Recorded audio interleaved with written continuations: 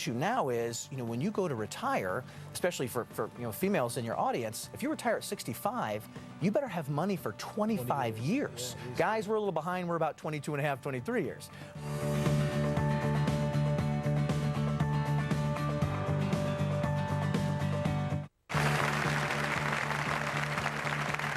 Back with us on Ask Dr. Nandi, and today we're discussing New Year's resolutions all year long. When it comes to resolutions, many vow to spend less and save more. For those who don't have a handle on their finances, money can be a leading source of stress in their lives. I'm here with President and CEO of Dukes Wealth Management Incorporated, Christopher Dukes. Now, Christopher is a wealth manager, a professional financial planner, and is an approved member of the National Ethics Association. So welcome. Thank you so much. Thanks for having me. I appreciate it. We're talking about, New Year's resolutions, but tell us, finances are big. How does someone get their finances in order? We think we can do it, but maybe an approach from you. Sure. So really what you start out with is making a monthly budget, right? When people say, Chris, how do I start?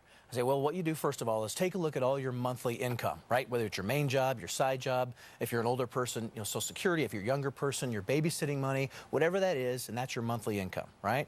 Then next, you take a look at your monthly debts, right? What's your mortgage? What's your rent? What's your car insurance, health insurance? Even the things that you pay quarterly, break them down in thirds so it's monthly. So you got your monthly income minus your monthly debts, and that equals what we call your cushion Correct. money. Now, hopefully you got a cushion, right? You gotta have a cushion.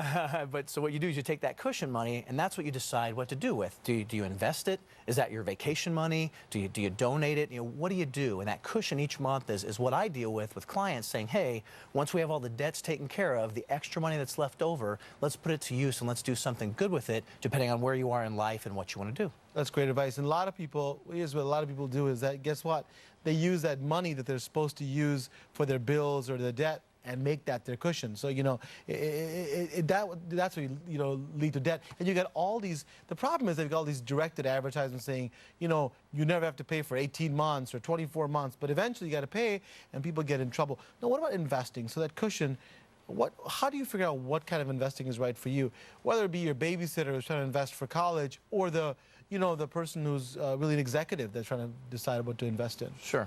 So in my industry, it's called the rule of 100. Okay. And to make it real simple, you basically take the number 100 minus your age, and that's the amount of money you should have at risk. So you figure a 20-year-old, 100 minus 20 is 80.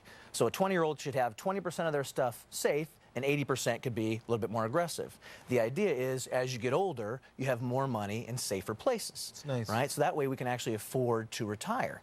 The issue now is, when you go to retire, especially for females in your audience, if you retire at 65, you better have money for 25 years. Yeah, guys, we're a little behind. We're about 22 and a half, 23 years, right? But you better have money for that long, because, let's face it, that amount of time, you're going to have to replace that income from your job, and you better have the money or the wherewithal to be able to do that. And a big part of that is like knowing that your lifestyle is going to change. A lot of my patients who are retired, have a tough time adjusting because they don't realize a different lifestyle. Like you talked about, you got to figure out what their debts are, and either you get another job or scale back your lifestyle.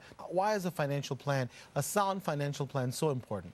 Absolutely, and and I tell people this all the time. If you want to retire at 65, you have to have money for the next 20 to 25 years. Because let's face it, retirement is just a fancy word for unemployed, right? That's exactly right. That's all it is. Your paycheck stops, and you have to have other money to start. Exactly. That's where you come see someone like me.